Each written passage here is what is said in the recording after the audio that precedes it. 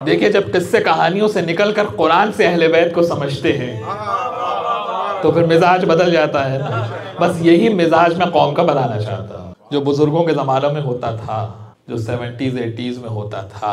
लेकिन ये बीच में जो मामलात ख़राब हुए, इन्हीं मामलात को दुरुस्त करना है और आपने दुरुस्त करना है। कि आप जो पूरे साल के मजलिसी लोग हैं, ये काम आपको करना है। लोगों के मिजाज आप बदल सकते हैं कि भाई ये मजलिसें वक्त गुजारी के लिए नहीं है, ये मजलिसें मिंगल होने के लिए नहीं है, ये सोशल गैदरिंग नहीं है, ये इल्म को हासिल करने का वाहिद जरिया है। कितना मैं कहता हूँ बदनसीब हो वो जो इस इल्म के खजाने, इस इल्म के दरिया के पास आके भी प्यासा वापस चला जाए। कितना बदनसीब होगा।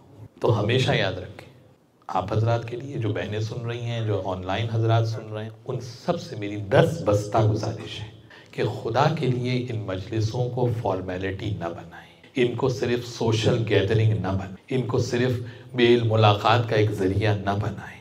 ये मजलिसें आपको इल्म देने के लिए मुनक़्क़िद की जाती हैं।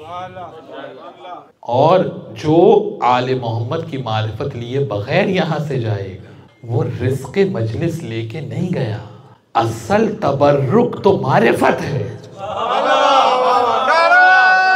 असल तबर्रुक मजलिस है।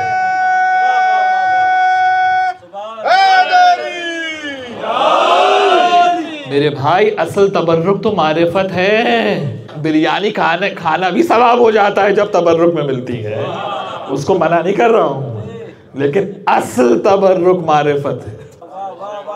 अगर वो लिए बगैर यहाँ से चले गए और मारिफत के बगैर दुनिया से चले गए, मन माता वलम यारिफ इमाम ज़मा नहीं माता मीततन जाहिलिया, जहालत नहीं, जहालत और है, जाहिलियत और है। का जो इमाम की मारिफत के बगैर गया वो जाहिलियत की मौत मरेगा। जाहिलियत की मौत, जैसे कि कभी इस्लाम के हिदायत के ज़माने में आया ही नहीं। तो खौफ नहीं खाना चाहिए कि अगर मारिफत लिए बगैर दुनिया से चले गए। हर लम्हे कोशिश होना चाहिए ना कि इमाम की मारिफत मिल जाए। और वो मारिफत मिलेगी कि जब हम आले मोहम्मद को उनके मयार पे समझेंगे। इस बात को हमेशा याद रखें, आले मोहम्मद को समझें आले मोहम्मद के मयार के।